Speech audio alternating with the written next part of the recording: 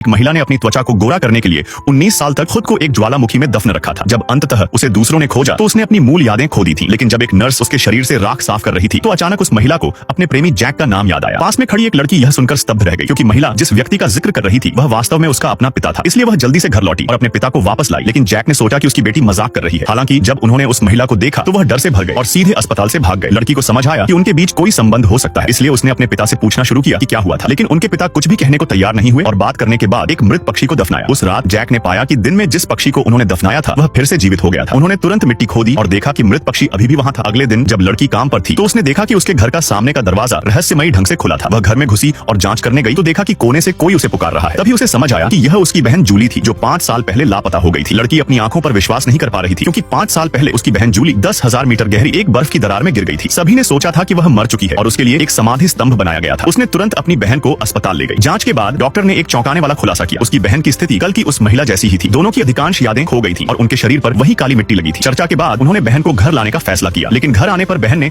अपने परिवार के प्रति बहुत ठंडा व्यवहार किया। वह अकेले अपनी समाधि के पास गई, जहां वह मृत पक्षी बैठा था। बहन ने अपना हाथ बढ़ाया और पक्षी उसके हाथ पर आकर बैठ गया। लड़की ने यह सब देखा। सच्चाई का पता लगाने के लिए वह तुरंत घर लौटी और देखा कि फर्श की तख्ती के नीचे कुछ है।